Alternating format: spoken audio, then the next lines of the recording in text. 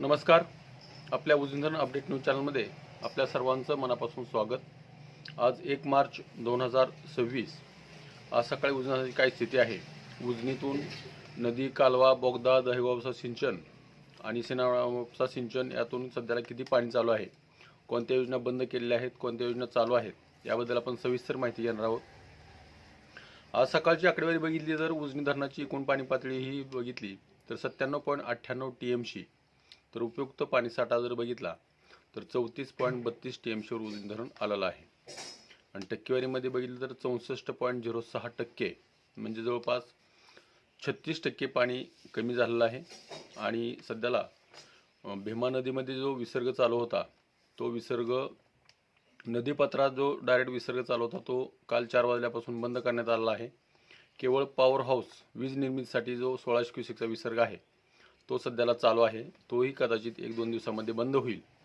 आणि सिनामाळा उपसा सिंचनमधून 175 क्युसेक्स, दहेगाव उपसा सिंचनमधून 100 क्युसेक्स, बोगद्यामधून 100 क्युसेक्स आणि कालव्यातून जो विसर्ग सोडला जात होता तो विसर्ग सध्याला पूर्णपणे बंद करण्यात आलेला आहे.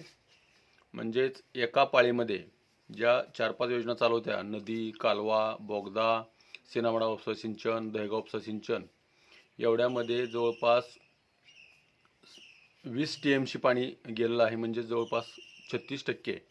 आणखी 1600 क्युसेकचा विसर्ग नदीत चालूच आहे. त्यामुळं आणखी एक जवळपास जर बघितलं तर 2000 क्युसेकचा विसर्ग सध्याला उजनी धरणातून खाली सोडण्यात येतोय.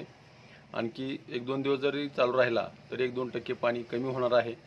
बाष्पीभवनाचा वेग वाढलेला आहे, तो आता सध्याला 5.26, परंतु इथून पुढं या बाष्पीभवनाच्या वेगामध्ये वाढ होणार आहे, कारण उन्हाचा तडाखा वाढू लागला आहे. ऊन वाढलं की बाष्पीभवन वाढणार, बाष्पीभवन झालं की पाणी कमी होणार.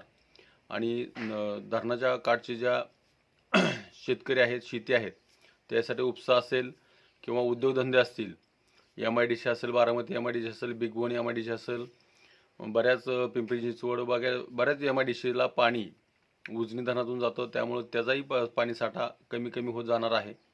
एका पाळीमध्ये जवळपास आतापर्यंत 36% पाणी कमी झालेलं आहे.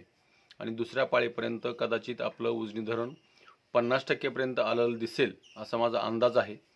तर उजनीचं नियोजन खरं तर होणं गरजेचं आहे. त्याबद्दल आपण वारंवार बोलतोय, परंतु त्याचा काय परिणाम होतोय, काय प्रमाणात होतोय, काय प्रमाणात नाही, परंतु उजनीच्या पाण्याचं सूक्ष्म नियोजन होणं गरजेचं आहे. त्यासाठी आधी शेतकऱ्यांनी जागं झालं पाहिजे, धरणग्रस्तांनी जागं झालं पाहिजे, आणि नंतर मग प्रशासनाला किंवा धरण प्रशासनाला जाग येणार आहे. तर अशाच उजनीच्या ताज्या घडामोडीसाठी, ताज्या अपडेटसाठी आपल्या उजनी धरण अपडेट न्यूज चॅनलला लाईक करा, सबस्क्राईब करा, शेअर करा. उजनी धरण अपडेटसाठी बेंबळेहून सिद्धेश्वर शिंदे. धन्यवाद.